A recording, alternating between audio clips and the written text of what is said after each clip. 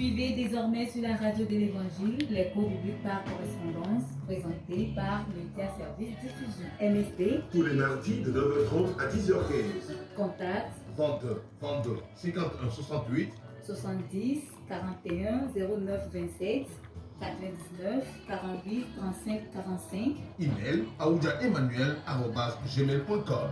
BP 60 254 B Lomé Togo.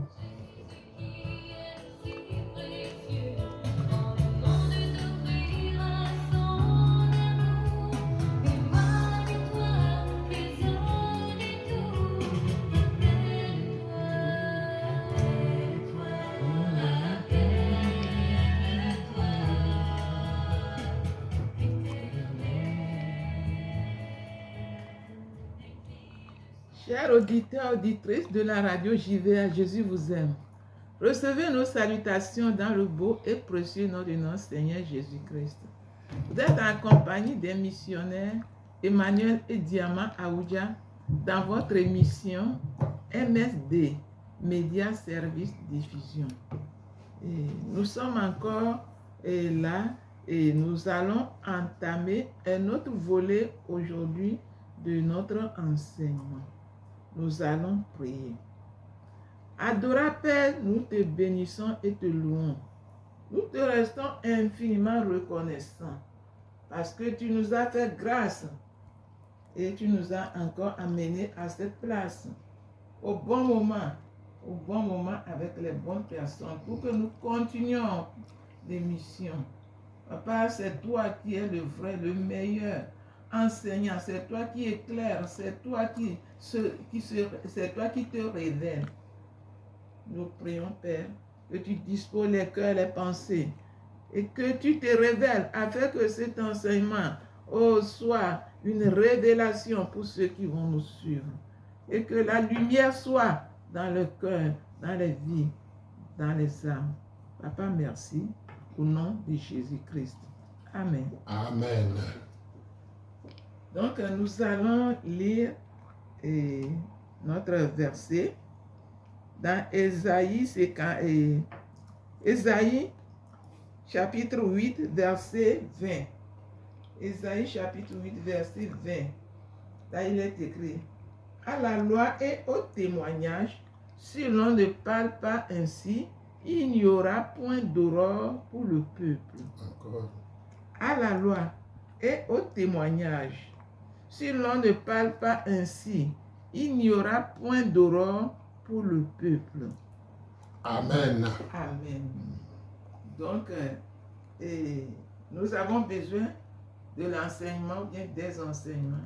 Nous avons besoin des témoignages pour que l'aurore puisse paraître et que le peuple soit éclairé et avancé. Et nous allons laisser la voix à notre grand. Il va continuer. Merci beaucoup, Emmanuel, tu es le bienvenu. Amen. Que Dieu soit loué. Aujourd'hui, c'est un jour spécial et un enseignement spécial qui va aider les auditeurs, les auditrices à connaître quelque chose. Car la Bible dit que si le Fils vous a franchi, vous serez réellement libre. Donc, si la vérité est entrée dans votre vie réellement, vous serez affranchi, vous ne serez plus l'esclave de qui que ce soit. Comme on disait souvent que l'Église est une école où on enseigne les ABCD de la vie de disciple ou le discipora. Donc, nous continuons dans le même sens aujourd'hui et notre thème central, c'est vivre la vie chrétienne victorieusement. Le grand thème, c'est vivre la vie chrétienne victorieusement. Vous pouvez vivre une vie chrétienne victorieuse. Voilà le grand thème. Et dans ce grand thème, il y a 4 chapitres que nous allons exposer ou expliquer. Donc, premier thème, sous-thème, c'est notre ennemi est détruit. Notre ennemi est détruit. Amen. Comprenez bien pourquoi notre ennemi est bien et réellement détruit. C'est ça que nous allons partager ensemble. Donc, ouvrez vos oreilles et ouvrez vos yeux aussi, que l'Esprit de Dieu vous aide à mieux comprendre et à exercer. Donc, pour une victoire complète, il faut savoir que l'ennemi est détruit. Comme chrétiens, nous n'avançons pas de la défaite à la victoire. Nous ne quittons pas le doute pour obtenir la foi. La Bible nous dit que nous allons de victoire en victoire par la foi et pour la foi. Donc, on va lire Romains 1, chapitre 17. Romains chapitre 1, verset 17. Romains chapitre 1, verset 17.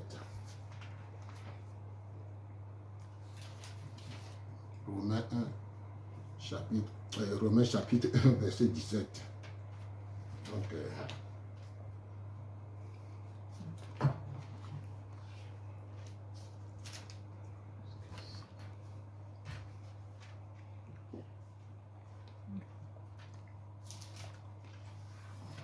la Bible nous dit que nous allons de victoire en victoire.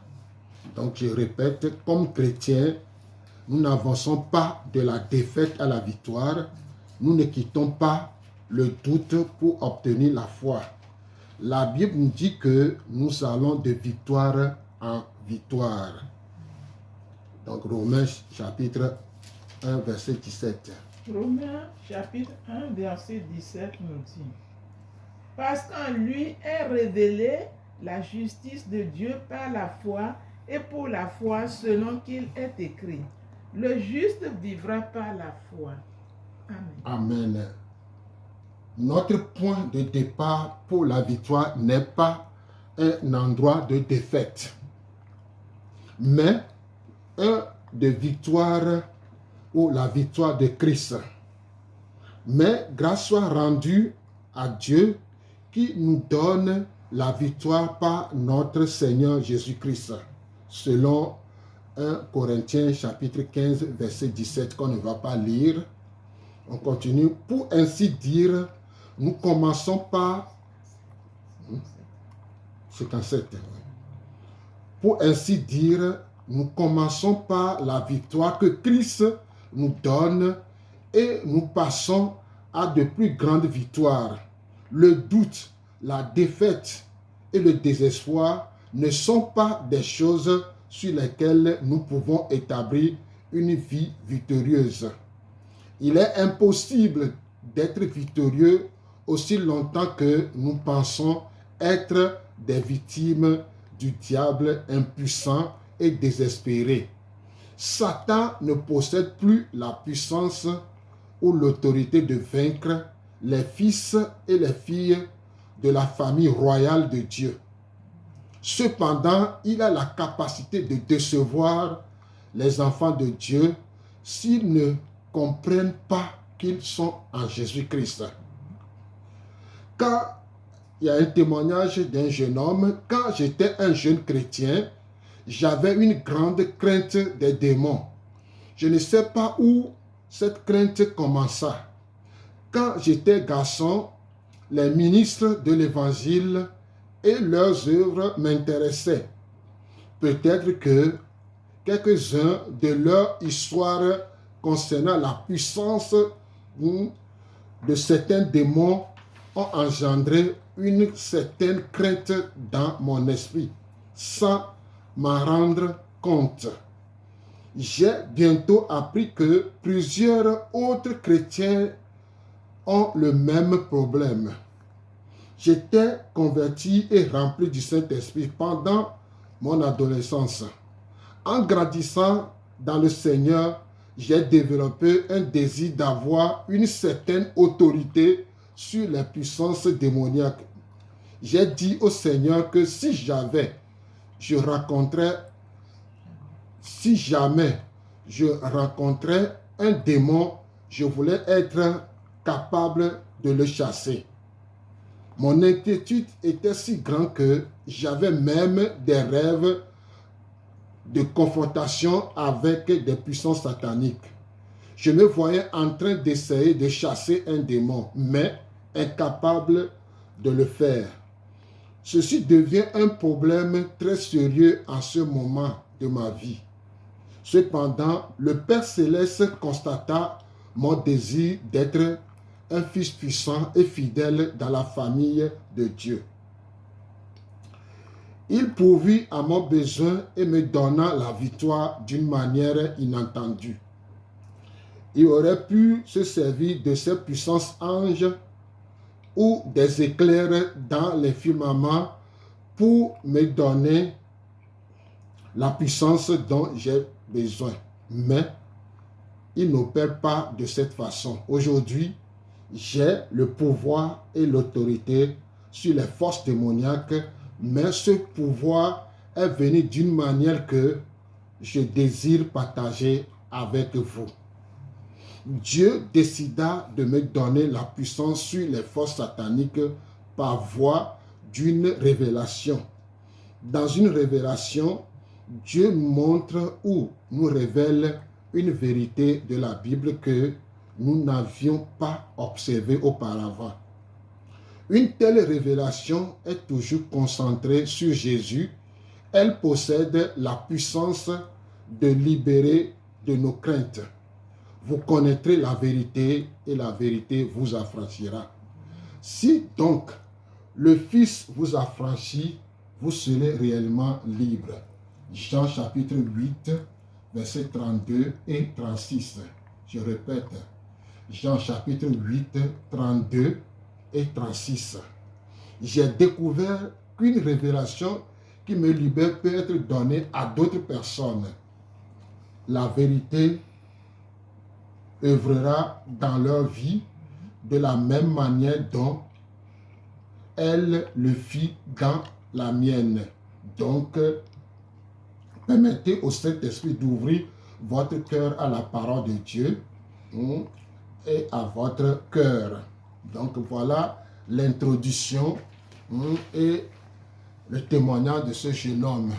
Donc, on va partager tout ça là ensemble. Pourquoi il dit que si le Fils vous affranchit, vous serez réellement libre. Beaucoup de chrétiens aujourd'hui ont peur des démons. Ils ont peur des démons. Quand on parle des démons, d'autres s'excusent, d'autres ne veulent pas en parler jusqu'à ce que aussi des responsables spirituels aussi ont peur des démons. Donc, avec cet enseignement, je sais que vous n'aurez plus à craindre les démons, à craindre les œuvres de l'ennemi. Effectivement, si nous sommes affranchis, là, ce n'est plus nous qui faisons quelque chose, mais c'est Christ en nous qui nous a affranchis. C'est lui qui agit au travers de nous. C'est lui le plus puissant. C'est lui qui est devant, derrière. Il en nous. Et le diable n'aura même pas le culot. Et nous devons savoir que si nous sommes affranchis, cela veut dire que nous ne sommes plus nous-mêmes, nous ne vivons plus pour nous-mêmes, mais nous vivons pour Christ, nous vivons en Christ. Christ est en nous. Là, notre garantie. On peut être rassuré, nous sommes rassurés que nous n'avons plus la peur en nous. Puisque celui qui est plus fort, le roi des rois, celui qui dit cela s'accomplit, s'élève, l'ennemi disparaît, c'est lui qui agit. Ce n'est plus nous qui agissons, mais c'est lui qui agit en nous. Merci. Amen. Donc, grand A, maintenant le développement a commencé. Grand A, libéré de la crainte du diable et de la mort.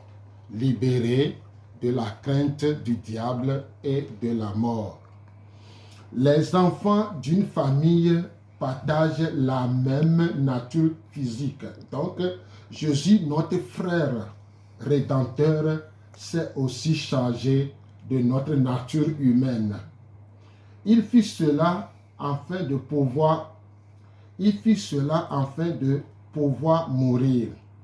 En mourant, il a gagné accès au royaume de la mort afin de détruire celui qui avait la puissance de la mort.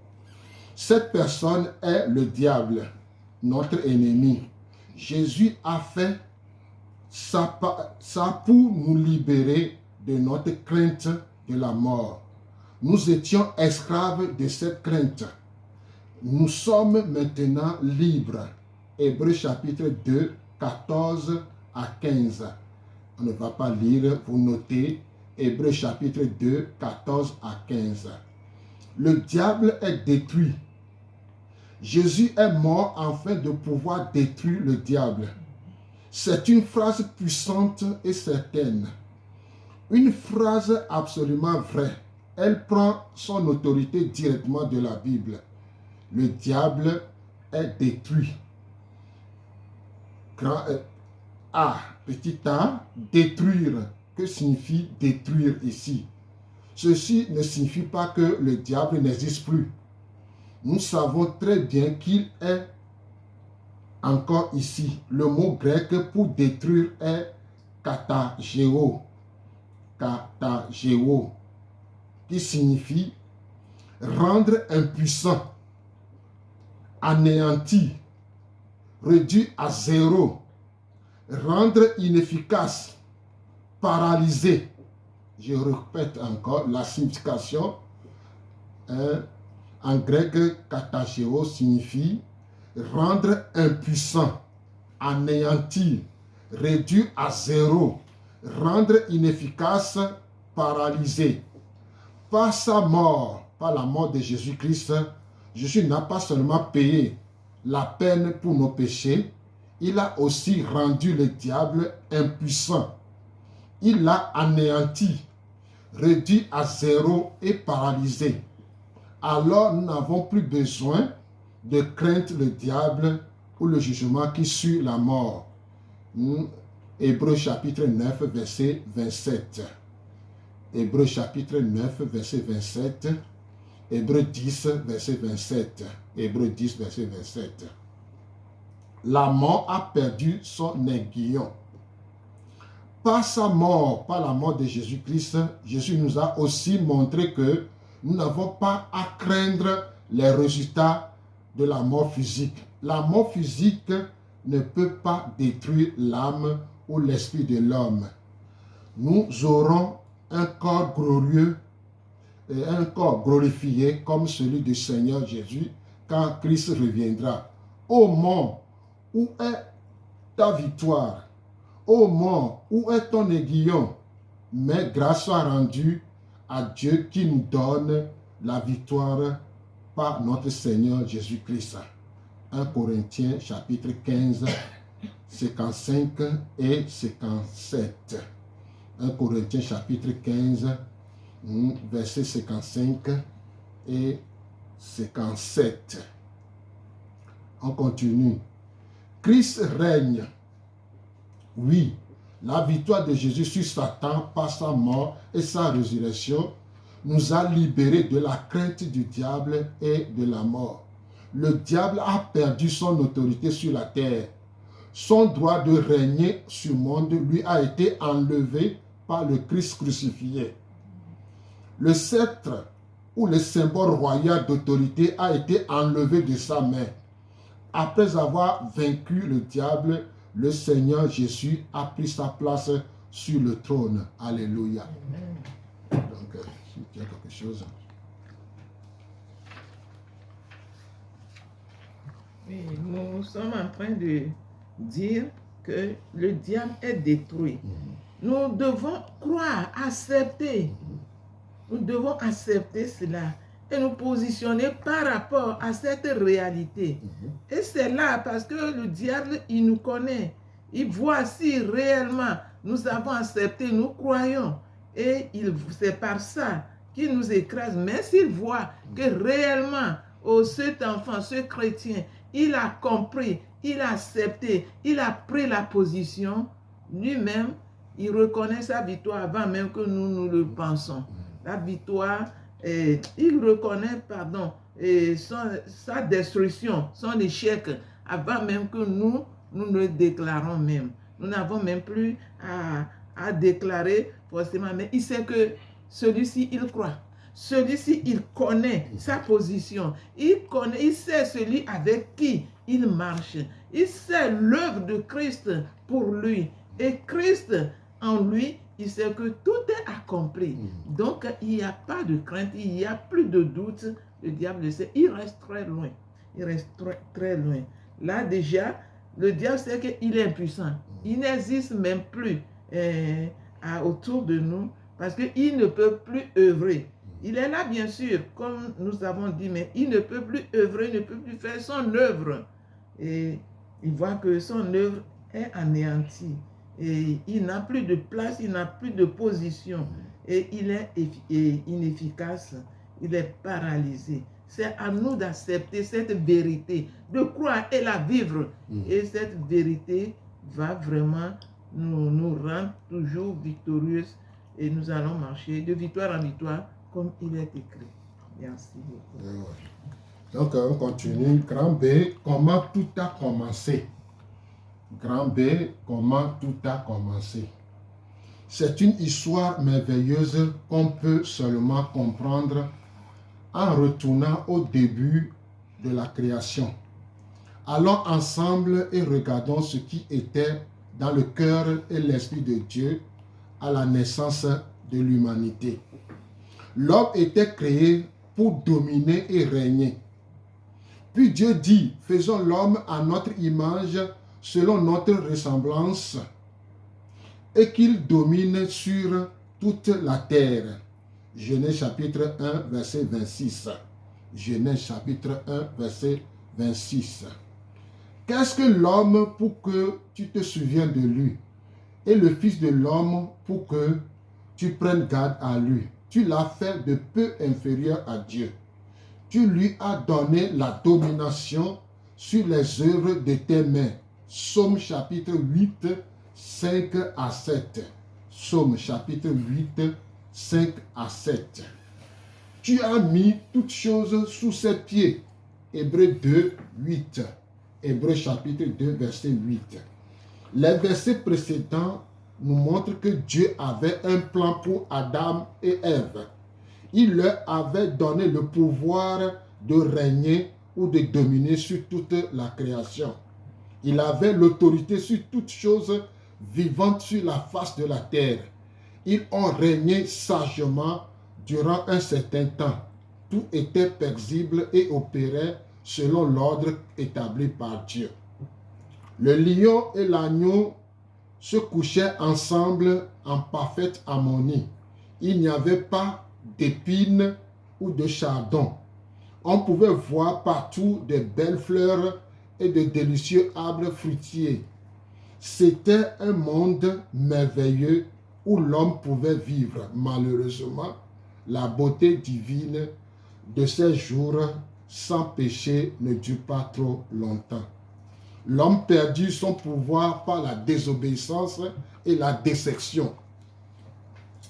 La Bible enseigne que Satan était originellement créé comme un chérubin ou un ange merveilleux et consacré. Il était probablement le directeur de la chorale du ciel. Il avait de grandes ambitions jusqu'à régner sur le monde entier. Mais Dieu avait donné ce privilège à Adam et Ève. Son orgueil et sa rébellion causaient de perte de sa position céleste, de son autorité et de sa puissance. Jésus dit, je voyais Satan tomber comme un éclair. Luc chapitre 10, verset 18. Luc chapitre 10, verset 18.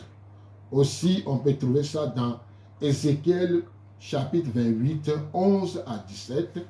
Ézéchiel chapitre 28, 11 à 17. Et Ésaïe chapitre 14, 12 à 15. Ésaïe chapitre 14, 12 à 15. Il fit ensuite une apparition dans le jardin d'Éden sous la forme d'un superbe serpent. Cependant, cette apparition avait un dessein malveillant. D'une manière rusée et astucieuse, il voulait usurper le pouvoir de régner, la domination qui avait été donnée à Adam. Il ne pouvait pas s'imposer à Adam et Ève. Adam et Ève avaient autorité et pouvoir sur toute la création, inclus les serpents. La seule puissance que Satan avait été celle de l'influence. Ils pouvaient seulement chercher à influencer leur conduite par des mensonges et des illusions. Alors il vint à Ève quand elle était seule. D'une façon très rusée, il planta les semences du doute dans son cœur concernant l'amour de Dieu, son honnêteté et son autorité. Finalement, il réussit à lui faire croire qu'il avait raison, que la parole de Dieu était erronée. Donc, elle mangea du fruit de l'arbre de la connaissance du bien et du mal. Adam suivit l'exemple de la désobéissance d'Ève et mangea aussi du fruit que Dieu avait défendu. Les tristes résultats. 3 choses tragiques et tristes sont arrivées à cause de leur doute et de leur désobéissance. La perte de la protection et de l'autorité de Dieu. Ils n'avaient plus la protection et l'autorité de Dieu. L'image de Dieu fut tachée. 2. La perte du droit de régner. Ils ont donc perdu leur droit de régner sur la création de Dieu. 3. Ils étaient soumis à une autre autorité. Ils se sont mis sous l'autorité et la puissance de Satan lui-même. Satan saisit rapidement le sceptre qui tomba de leurs mains, ainsi que la couronne qui tomba de leur tête. Ces signes d'autorité lui appartenaient dorénavant. Le diable avait pris la domination de la terre selon ses plans. Il n'avait pas triomphé par la force, mais par la tricherie. Le pouvoir de régner sur toute la terre était passé de l'homme au serpent, le diable lui-même. 3. Le plan de Dieu pour la rédemption et la restauration. Satan ne trompa pas seulement Adam et Ève, mais il se trompa lui-même. Il pensait qu'il avait raison, tandis qu'il avait tort. Il croyait bien avoir remporté une victoire sur Dieu et sur l'homme. Il avait cependant un aspect de la nature de Dieu qu'il ne connaissait pas. Cet aspect s'appelait la grâce. Elle est fondée sur un amour désintéressé qui cherche à racheter ce qui était perdu à n'importe quel prix. On rachète seulement les choses de bonne valeur. Pour la vie de l'homme, le prix serait la mort d'un autre homme, appelé le Fils de l'homme. Je suis certain que Satan n'avait pas pensé que Dieu donnera même son Fils unique, Jésus, pour racheter l'homme pécheur. Mais ce don avait été donné avant même la création de l'homme. La Bible dit que Jésus était l'agneau qui a été immolé dès la fondation du monde. Apocalypse chapitre 13, verset 8. Apocalypse chapitre 13, verset 8. Cela signifie que Dieu, dans sa préscience, savait que l'homme allait pécher et qu'il aurait besoin d'un sauveur. Ainsi, Jésus était choisi pour cette mission avant même que l'homme fût créé. Dieu paya un prix pour vous sauver de la vaine vie qui vous a été donnée par vos pères. Cependant, vous n'avez pas été racheté par quelque chose qui périra comme l'argent ou l'or. Vous avez été racheté par le précieux sang de Christ Jésus, un agneau parfait et pur. Christ était choisi avant la fondation du monde, mais il fut révélé et manifesté dans ce monde pendant ces derniers jours pour vous. 1 Pierre chapitre 1, verset 18 à 20. 1 Pierre chapitre 1, verset 18 à 20. Quand l'homme est tombé, Dieu n'a pas modifié son plan pour sa famille royale. Bien-aimé, son dessein demeure de remplir la terre entière des fils et des filles dont les vies seraient un reflet de la beauté de leur Dieu. Grâce à leur amour et leur obéissance, la gloire du royaume de Dieu couvre la terre entière comme les eaux couvrent la mer. Oui, le sceptre tombera une fois de plus entre les mains de l'homme. Amen. Donc, oui, si nous suivons, nous voyons là que Dieu est souverain. C'est là la souveraineté de Dieu. Satan, il est limité. Il oublie qu'il est créé aussi par Dieu et que lui, il ne peut jamais s'égaler même à Dieu ou penser qu'il est supérieur à Dieu. Dieu, il est souverain. Il savait, il a prévu toutes ces choses à cause de sa souveraineté, à cause de son amour, à cause de sa déité. Il a prévu. Et Satan, lui, il a oublié que Dieu peut prévoir toutes ces choses. Et quand bien même il est venu avec le doute, le mensonge pour fragiliser l'homme et reprendre la tête ou bien reprendre l'autorité que Dieu a donnée à l'homme. Ça n'a pas eu lieu et ça n'a pas été continuel parce que Dieu est Père. La Bible dit que Dieu est Père et tout Père ne peut jamais abandonner, rejeter, tourner dos à son enfant continuellement. Et c'est ce que Dieu a fait. Quand bien même Satan a utilisé la ruse pour venir retirer, oui, l'autorité, la force que Dieu a donnée aux hommes, Adam et Ève, Dieu a tout planifié pour reprendre. Et effectivement, c'est ce qui a eu lieu. Et c'est dans cela que nous marchons. Et c'est pourquoi nous devons se laisser, nous devons se laisser affranchir par Christ. Parce que seul Christ a ce pouvoir, il a cette autorité pour nous redonner. Et c'est en cela, ceux qui ont cru en Christ, ceux qui ont cru en Dieu, ils ont repris automatiquement le pouvoir, la force et toutes les promesses que Dieu a faites pour nous en tant que ses enfants. Et c'est très important pour nous de ne pas rester ignorants, mais d'être éveillés, de se laisser enseigner et suivre les témoignages pour que nous puissions tout de suite quitter le camp de doute, de peur et cela se laisser éclairer par Jésus, se laisser affranchir. Et du coup, Satan même s'éloigne. On n'a même pas besoin. Il s'éloigne. Il sait que ces gens ne sont plus dans les ténèbres, ne sont plus dans leur ignorance, mais ils sont éclairés. Ils sont en Christ. Christ est en eux.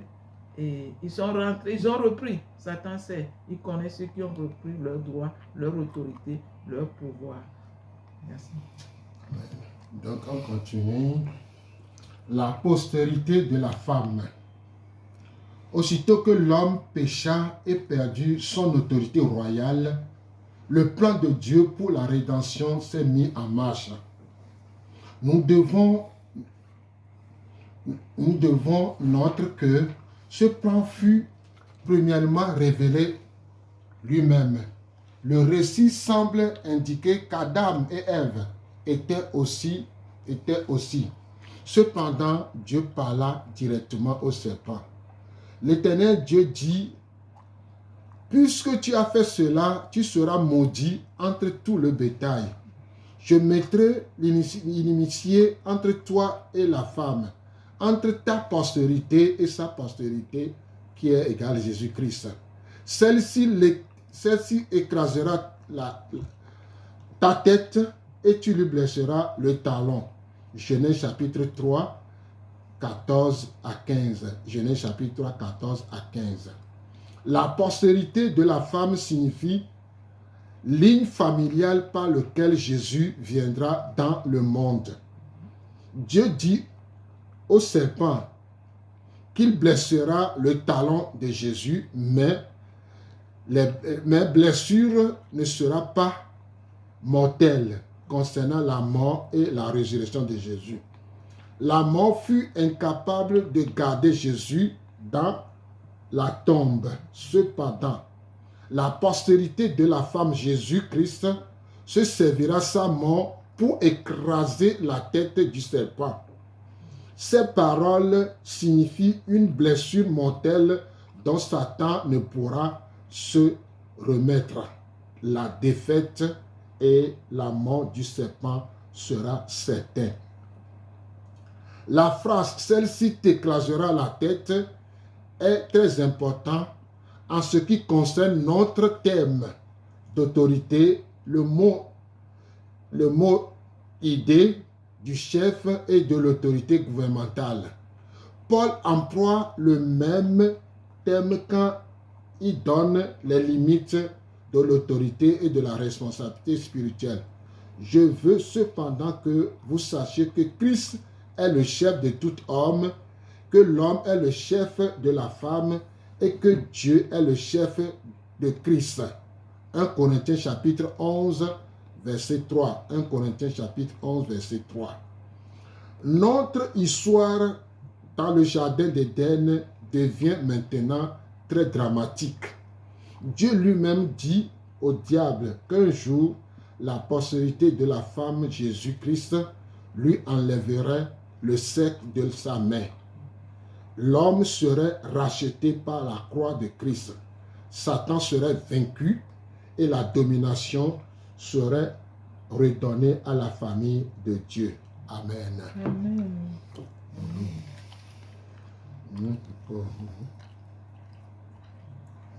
Oui, nous avons vu comment Dieu, dans sa souveraineté, dans sa toute-puissance, a tout planifié.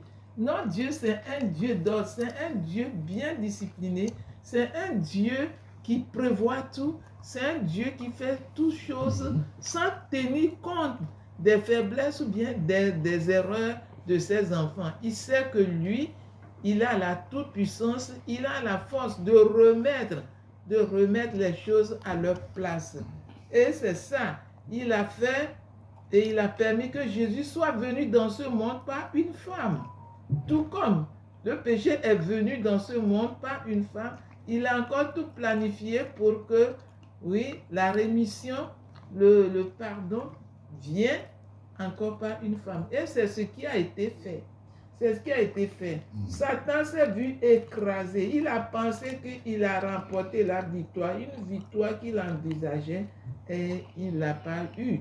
Et il n'aura pas parce que Dieu est Dieu. Dieu est Dieu. Satan a subi la défaite de sa ruse. Et l'homme a repris, Dieu a redonné à l'homme sa place, sa relation avec père et enfant ont repris par la venue de Jésus-Christ, toujours par une femme. C'est un Dieu qu'il ne condamne pas pour abandonner, mais plutôt c'est un Dieu qui donne toujours la solution. Et il est lui-même la solution et il donne toujours la solution. Quel que soit ce qui se passe, il a une meilleure solution. Il a toujours une voie de sortie. Et c'est à nous de reconnaître cela. Et nous n'allons pas rester dans le découragement, bien dans la crainte ou bien dans le doute. Nous n'allons pas croire aux défaites de Satan, mais nous devons plutôt savoir que, quels que soient les cas, Dieu a toujours une voie de sortie pour nous. Et c'est cette voie de sortie maintenant qui nous aide à rester avec Dieu, à garder la puissance, le pouvoir, l'autorité que Dieu nous a donnée. Et nous marchons maintenant dans l'autorité de Christ. Nous marchons de puissance en puissance, de victoire en victoire, comme cela a été prévu pour nous. Et nous devons sortir de l'ignorance, c'est très important. Parce que sans cela, nous continuerons pas à croire. Et c'est nous-mêmes qui allons nous condamner sans que le diable ne nous condamne pas. Mais notre ignorance permet qu'on se condamne alors que nous ne sommes plus condamnés. Jésus nous a libérés. Il a envoyé Christ, il est venu, il nous a affranchis et nous sommes libérés. Nous avons notre force, le pouvoir. Nous avons Christ et nous avons tout. Et nous devons toujours nous rappeler que Christ est notre force et le diable, il est écrasé, il est anéanti.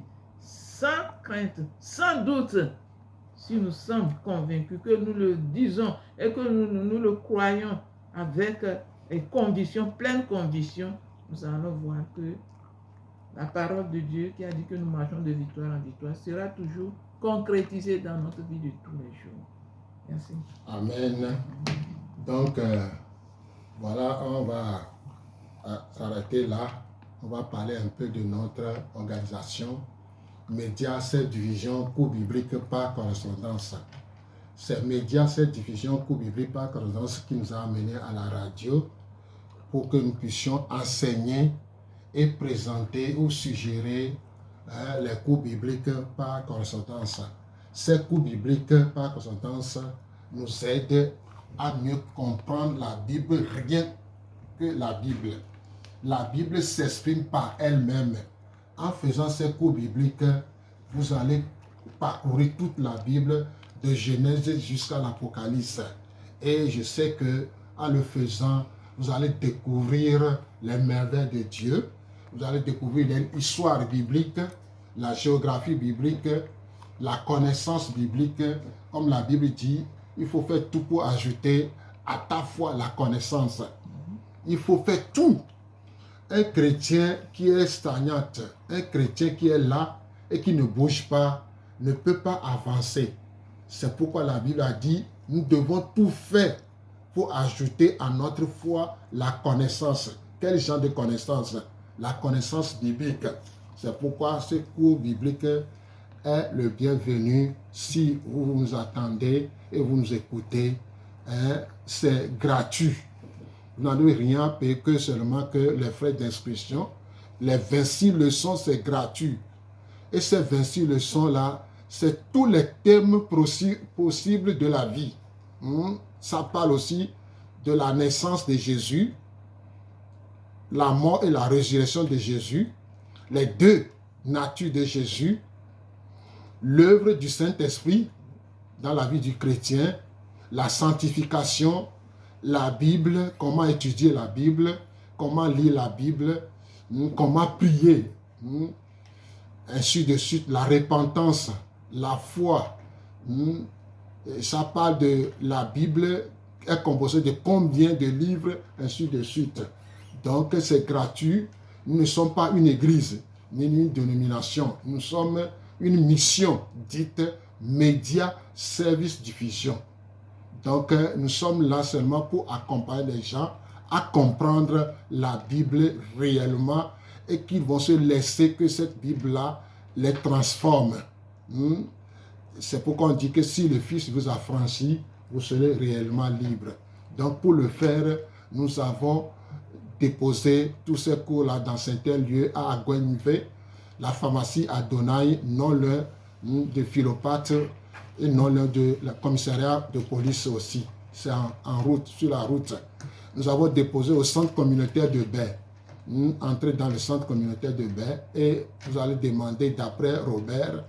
Et nous avons déposé aussi près de nous, à Tocoin séminaire, en face de la clinique de l'église catholique, Auto-école Petit Jésus. Entrez, demandez Maouko. Et ce serait bienvenu. Si vous voulez faire ça par Internet, vous êtes les bienvenus aussi. Il suffit de taper www.msd-online.ch www.msd-online.ch et vous pouvez faire ça en ligne, comme la technologie le veut aujourd'hui. Pour la page imprimée, d'autres sont allergiques. Vous pouvez faire ça maintenant en ligne, ça vous facilite la tâche. Donc, nous sommes presque à la fin. Donc, on va prier. Et nous remercions ceux qui nous ont accompagnés. Père, tu nous as encore donné cette occasion de parler de Jésus-Christ, de parler du témoignage de Christ et de parler de chrétiens affranchis qui connaissent sa victoire et qui connaissent, oui, la destruction du diable. qui le permet d'aller de croissance en croissance. Et la Bible est là pour nous appuyer, pour nous aider à comprendre, à croire réellement que nous marchons de lumière en lumière.